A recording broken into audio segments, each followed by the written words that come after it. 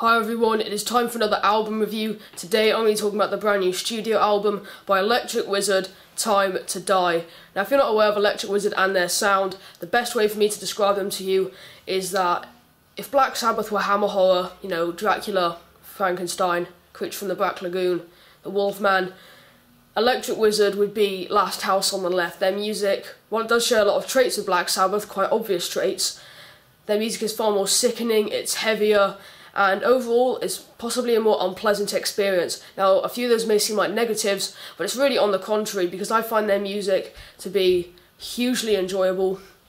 I don't know what it is about it, but I'm totally addicted to their sound, and this album, Time to Die, is possibly one of my most anticipated albums of 2014. Their debut album, self-titled debut album, while it is a very enjoyable experience, I think a lot of it does come across as almost cathedral worship, and while I do get a lot of enjoyment out of the band Cathedral, it wouldn't be till later in their career that Electric Wizard would really carve a name for themselves in the underground metal scene, particularly here in the UK, which is where they're from, in Derby I believe.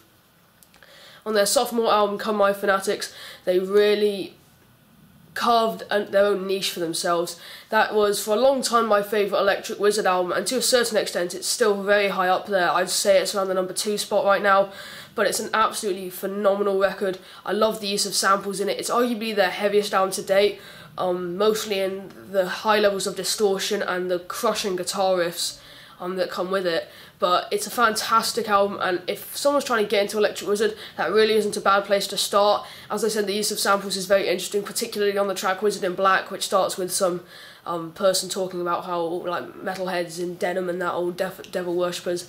Very odd, but it's a fantastic album, and again, for a long time it was my favourite Electric Wizard album, but that was until I heard their third album, the fan favourite, Dope Throne.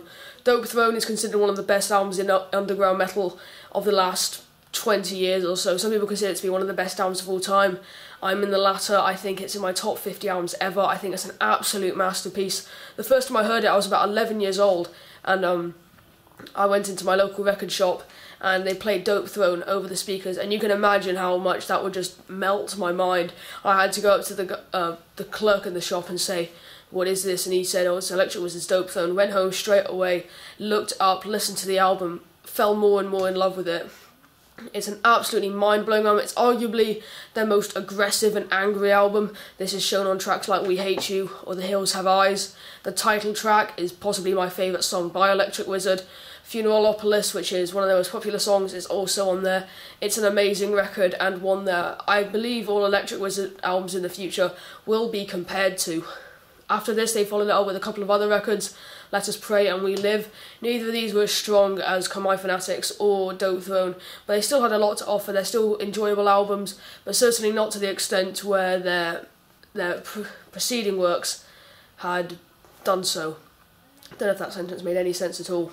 In 2007 they released Witch Cult Today, which many fans claim to be a comeback record. They went back to their roots and they made an album just as good, if not better, than Dope Throne. And while I don't necessarily agree with the latter statement, I do think Witch Cult Today is a fantastic doom record, and one that if you're trying to get into Electric Wizard, again, it's also not a bad place to start, and it's also one of their maybe musically most technical albums. This may not be shown straight away, but I assure you after repeated listens it'll start to come through in the music. Then in 2010 they followed it up with Black Masses, which was one of my favourite albums of 2010. I thought it was a masterpiece. I mean, obviously I wasn't into the band at that point, but looking back and hearing that album, it's clear to see that Electric Wizard are on top form at the minute, and Black Masses had a very different sound for the band. I feel like if you took some of the Black Sabbath out of maybe Dope Throne and rammed it full of Led Zeppelin, I think you wouldn't be too far off the sound they were portraying on Black Masses. And now, 4 years later, we have a brand new studio album by the UK doom merchants Electric Wizard. Where does it stand in their career? Is it their best since Dope Throne? Is it their worst album yet? All questions will be answered in this video. Now, musically, I think this is very standard for Electric Wizard. In terms of sound, I think it leans most to possibly Come My Fanatics. I think in musical stylings, I think that's its closest sibling. But songwriting wise, this is the best Electric Wizard have been for a long time, and it's really starting to show. I mean, each album since Witch Cult Today, and starting with Witch Cult Today, they've just gotten better and better, and really returning to that high standards that we set for them back in the late 90s and early 2000s. And I think they're really starting to get to those lofty heights, and I think the songwriting department, as I just mentioned, is as strong as it's been in a long while.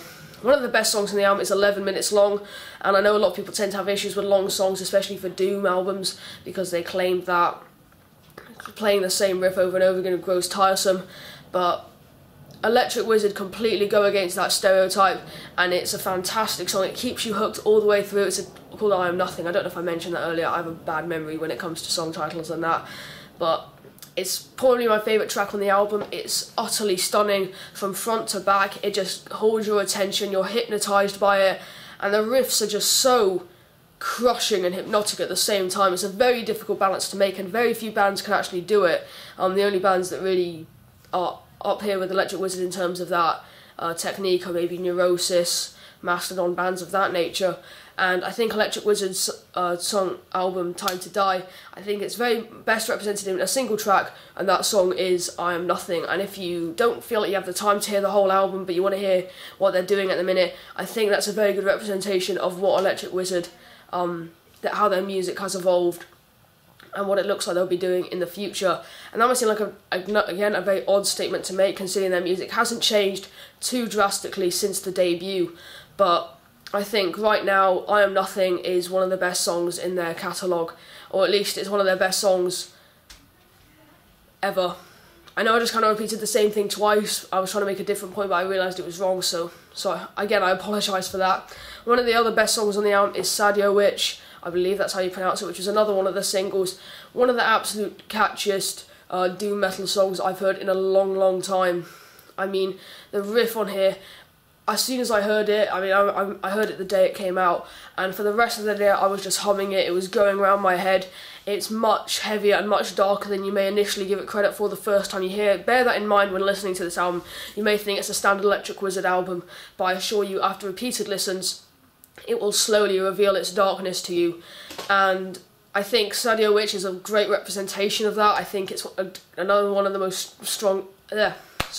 another one of the strongest tracks on this album, and it's one that I keep returning to whenever listening to this album, and it's one I predict to keep returning to whenever listening to Electric Wizard in general. I think it's one of the best songs they've done in a while, as is I Am Nothing.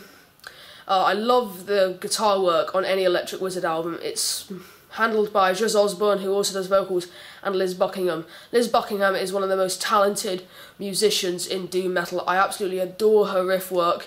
It's very interesting to me. And the way that they can kind of turn it on its head in a matter of seconds, something that doesn't often happen in sludge, doom, stoner, that kind of thing. And to see Electric Wizard doing it is something that they deserve to be praised for. Lyrically, obviously, I love Juz Osborne. I think he's a fantastic lyricist. Lyrical themes tend to rotate, kind of repeat quite often throughout their career. There's Despair, which is probably the least common one they talk about. The Occult, which is there all the time because the band are big fans of people like H.P. Lovecraft. They love horror films, all that stuff. I've read a few articles on them not long ago, recently I should say, and they always talk about horror films and that kind of thing. So that really comes through in their lyricism. They also occasionally talk about marijuana. That might seem obvious because I mentioned Dope Throne and all that kind of thing.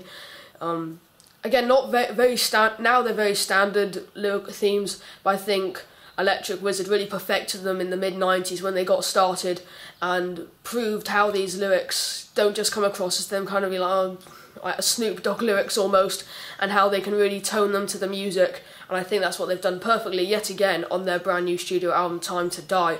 Production-wise, this is the best production Electric Wizard have had.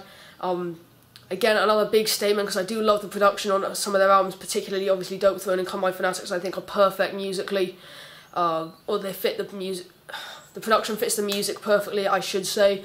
But I do think this is the thickest production they've had in a long time, and definitely the best. When it has to be softer and the lead work has to come through to kind of strike the balance, I think the production really lends its hands to that. When it wants to be crushingly heavy and really thick and have this rumble to it, the production can adapt to that as well. I think it's a fantastic production job. The mixing is absolutely perfect. The drums really come through in the music, and that's something that often is kind of muddled in the mix with doom metal, because people tend to focus on the bass and the guitars. Vocals and drums tend to kind of fall behind in the mix. But that's another place where Electric Wizard stand in a very league of their own. The drums on this album are very prominent, and I think that adds to the real sheer crushing nature to it. The drums will liquidize the teeth in your mouth, is what I'm trying to say. I mean, just whenever they come in, and they're relatively sparse on the album at certain points, but when they do come in and they just pound, it's just so satisfying, and adds a complete other dimension to the music and suits itself to the genre and the band's sound perfectly. Overall, I think Electric Wizard's brand new studio album, Time to Die, is one of the most interesting albums in their discography, and it's definitely one of the best, by far their best since Dope Throne, which is in my opinion a modern classic, and I assume that in the next few years this will be heralded as one of the best albums doom metal has produced in the 21st century. This has been my review of Electric Wizard's Time to Die. Sorry for the really brief roundup, but my camera is really starting to run low on memory.